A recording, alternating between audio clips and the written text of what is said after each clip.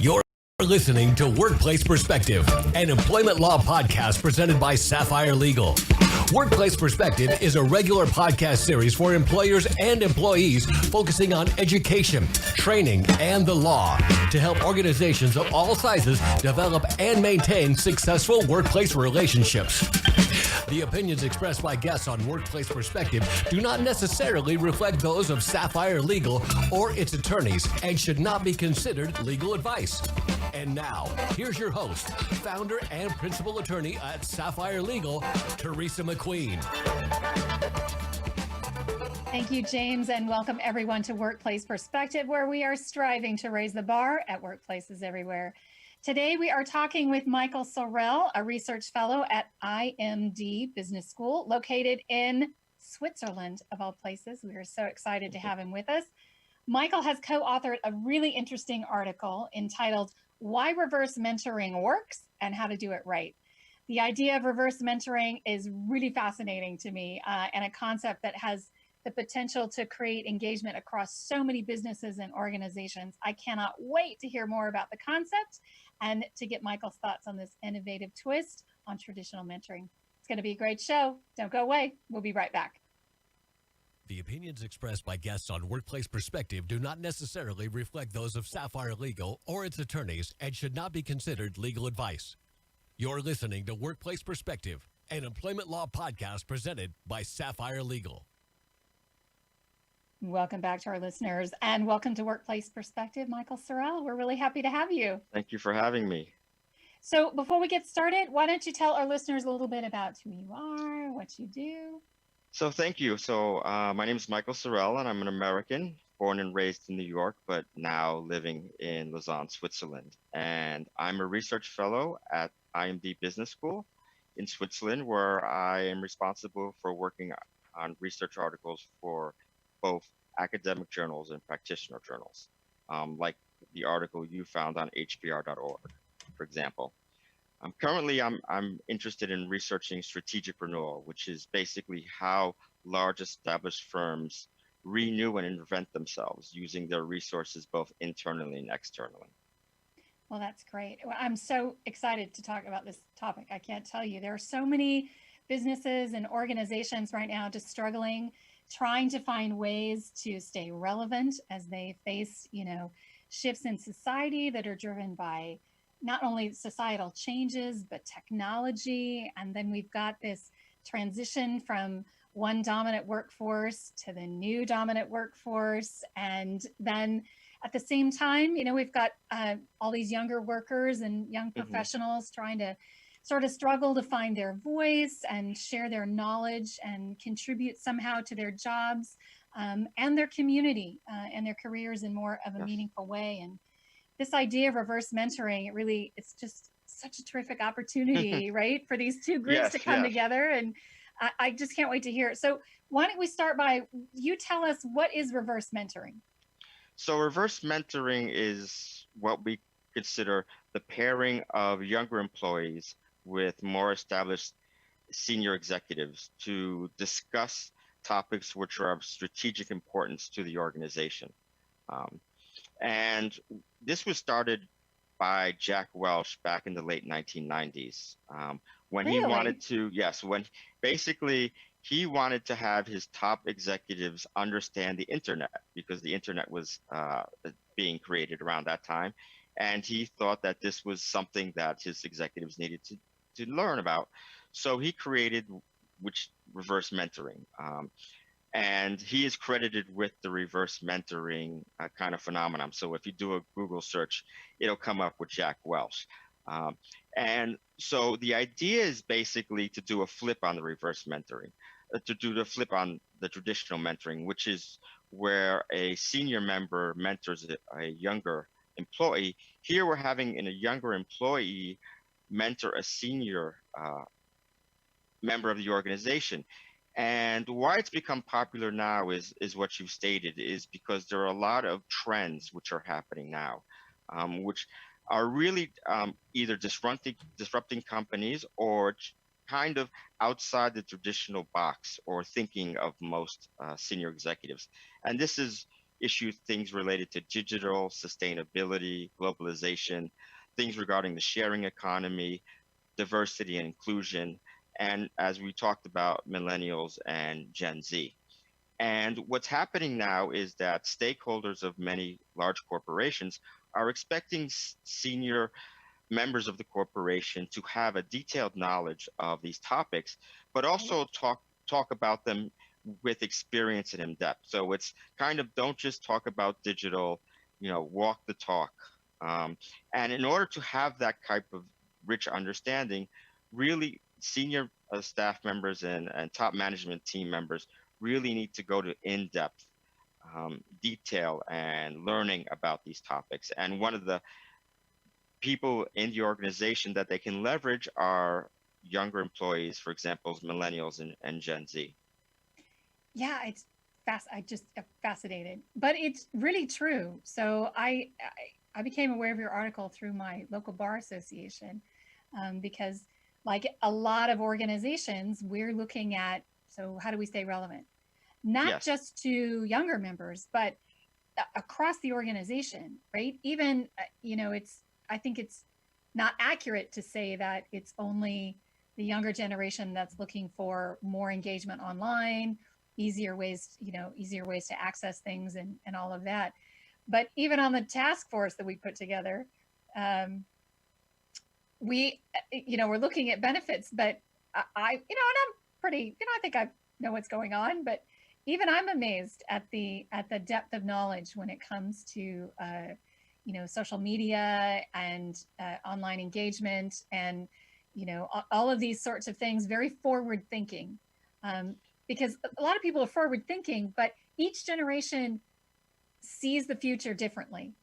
Um, yes, and it's not just about forward thinking in terms of just digital. There's also forward thinking in terms of sustainability and diversity inclusion, which is an old yeah, topic, yeah, but has come back into, I guess, our consciousness and our conversations because of what we're seeing with the Me Too movement and also what we're seeing now, what's happening in the United States.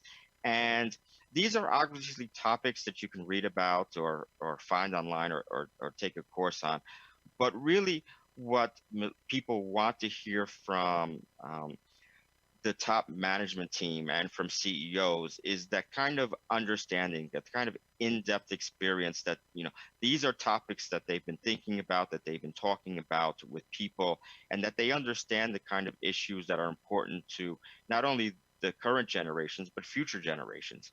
And the only way to get that type of experience is really to go to deep learning. And the best way to have to get this type of learning is to have conversations with people who these issues are important to them and to really talk about, what are the issues, what are people thinking about these issues, and how the company can help solve these problems or basically provide some type of solution to the issues regarding sustainability, digital diversity, and inclusion. And at the same time, what people want to hear is authenticity. They want to right. know that this is something that this CEO, for example, has been talking about a lot. And the best way to have authenticity is to basically have conversations with people. Absolutely, absolutely. So I want to know though, because when somebody forwarded me your article, I went, yeah, right. Yeah, good luck doing that. Yeah. Yeah. So That's what the talk to me a little bit about the pushback, like the challenges in sort of because I can see the benefits, but there's got to be some challenges. How have you seen those play out with the so people the that you've looked at? challenges that the challenges that most people come up with is that this is just another HR program. Um, Yeah, and when you go to people about do you want to be in an HR program, they're like, well, what really is this a good use of my time? And right. especially as you go higher up in the ranks, executives, senior executives are struggling with a lot of issues. They're managing a lot of stakeholders, and you come to them with what appears to be just another HR program.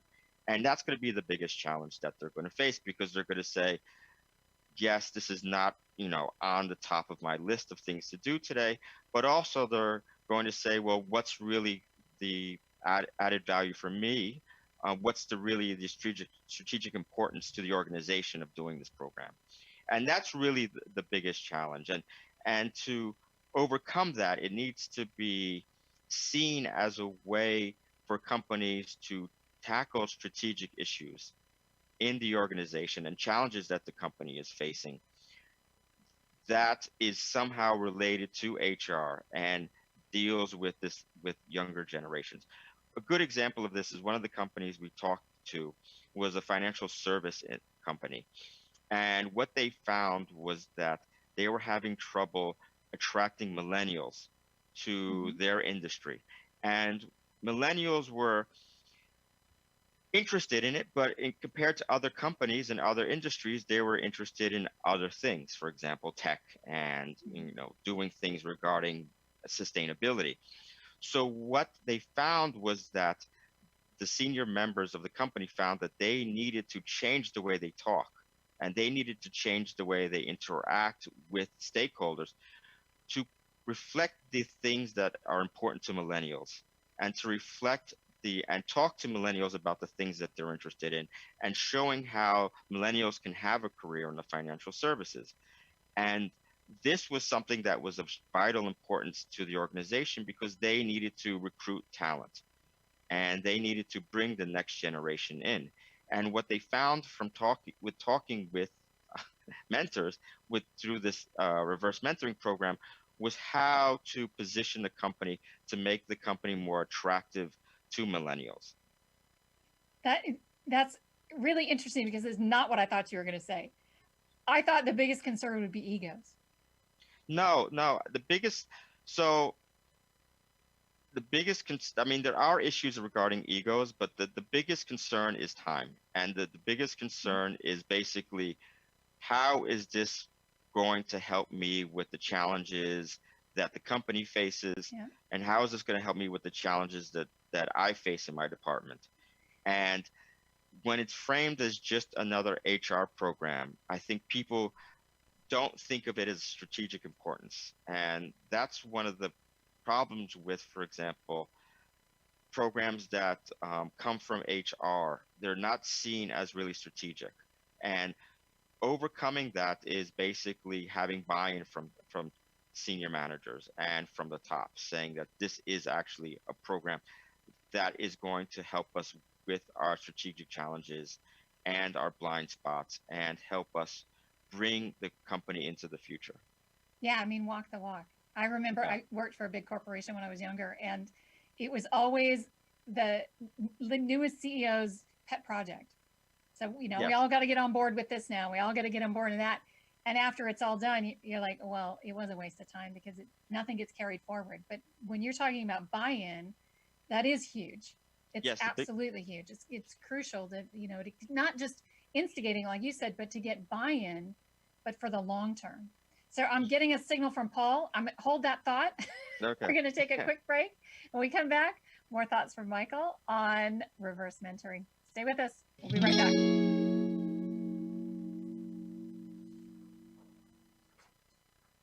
COVID-19, better known as coronavirus, has spread throughout the world. Information about children with this disease is limited, but they are known to have had mild symptoms. Many organizations are responding accordingly depending upon their area.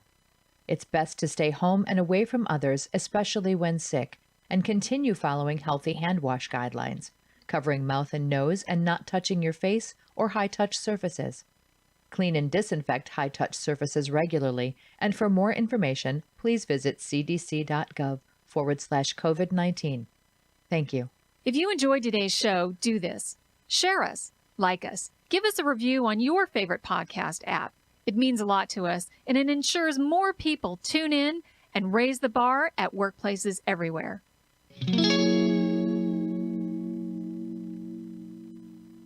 A research fellow at IMD Business School.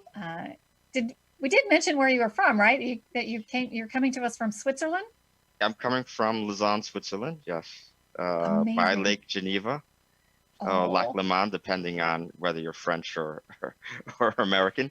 And it's if you haven't been to Lac Leman or Lake Geneva, it's beautiful. It's oh, one of the four lakes in Switzerland. oh, it's lovely. And you have a I beautiful love. view of the Alps. Oh, gee whiz. I'm so awesome though. This is the cool thing about the internet that we can do this. I'm super excited. Well, we are talking about reverse mentoring, and we were just saying how important buy-in was, or Yes. buy-in is to the whole process.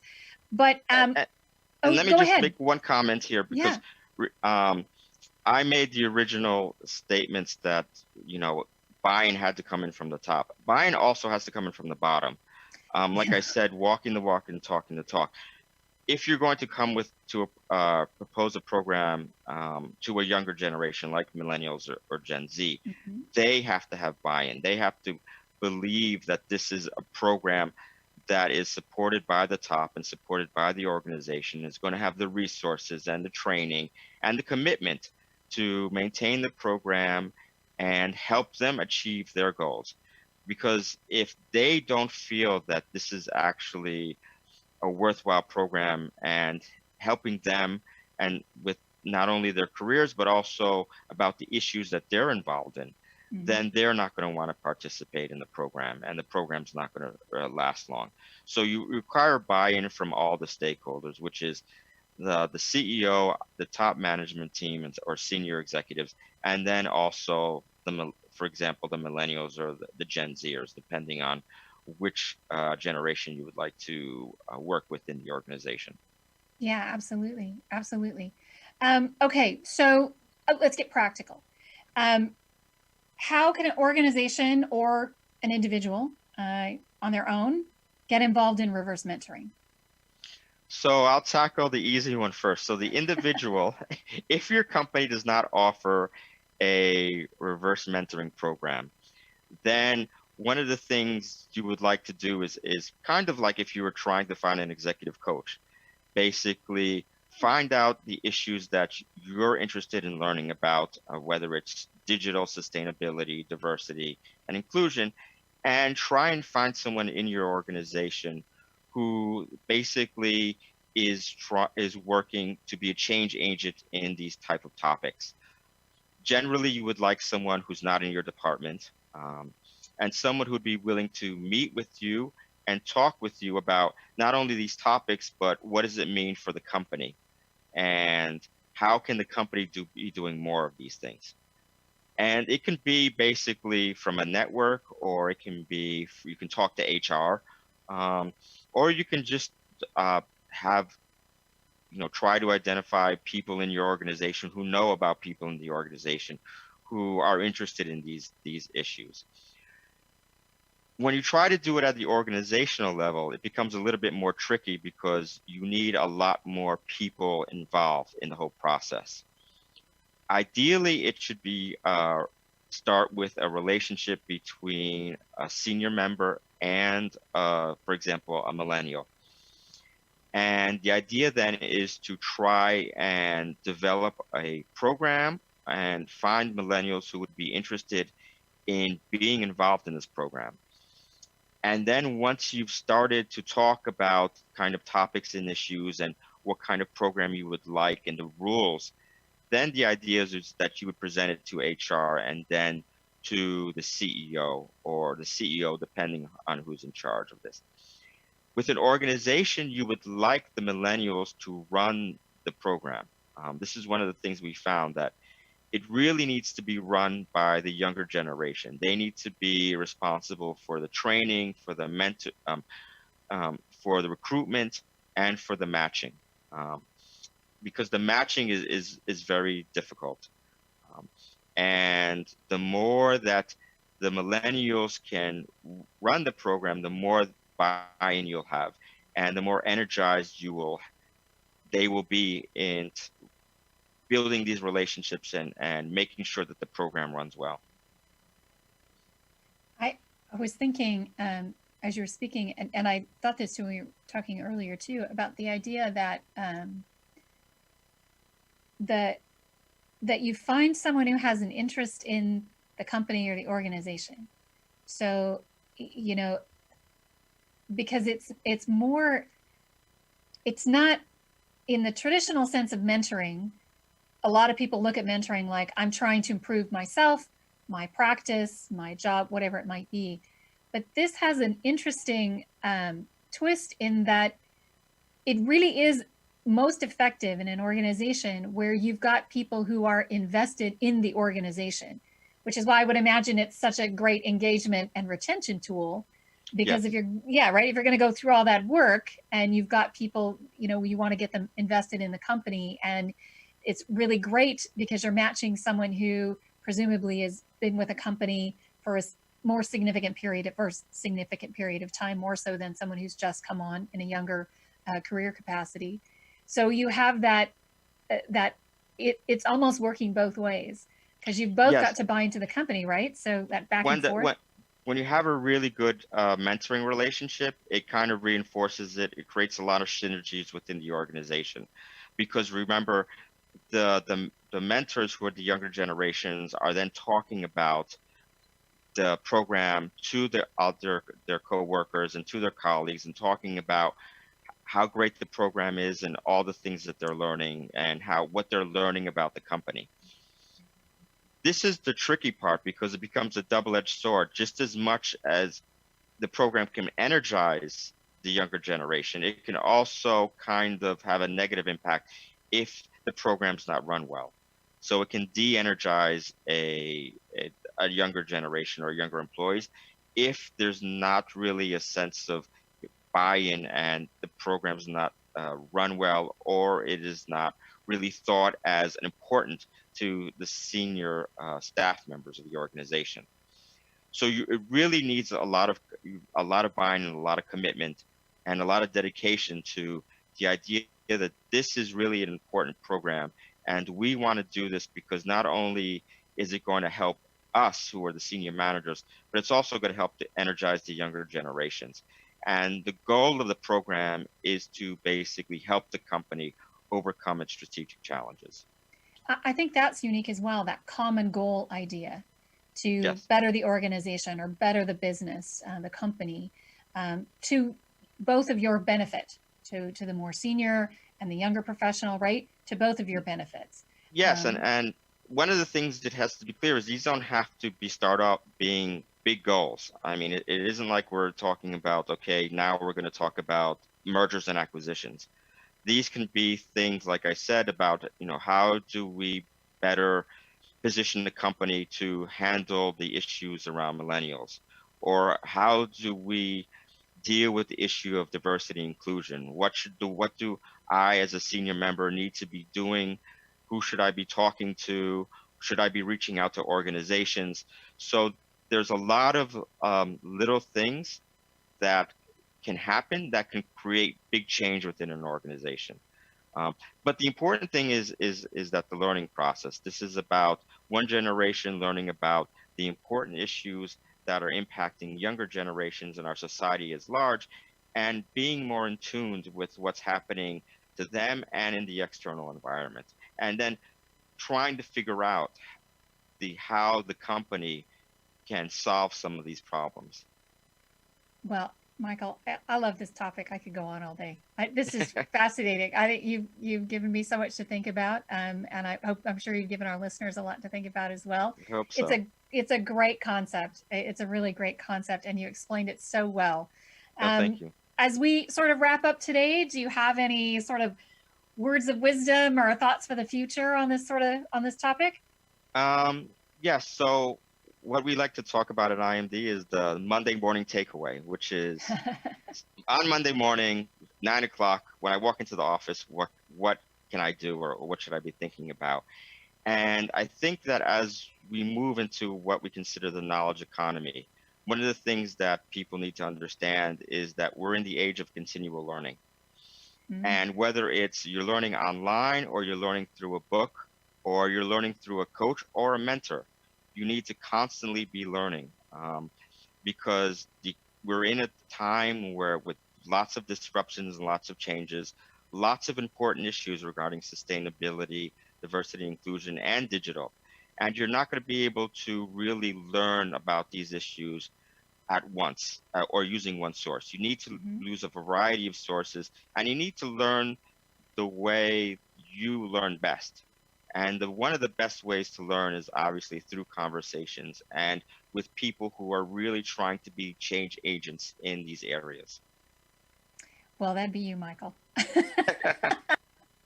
I want to thank you so much. That's our show for today. Thank you so much for joining us and Thank you sharing for all having your. me. Yeah, we loved it. It was great. Great topic. Thank you so much. If you want to learn more about Michael, you can find him on the web at www.imd.org. You can also connect with Michael on our website by visiting sapphirelegal.com/podcast. I want to also thank our listeners, my radio angels, James and Dave at Night, Workplace Perspectives team extraordinaire, engineer producer Paul Roberts, our associate producer Melissa DeLacy, with music provided by the very talented Stephen Riccoloni. Thank you all for joining us on Workplace Perspective, and until next time, keep raising the bar.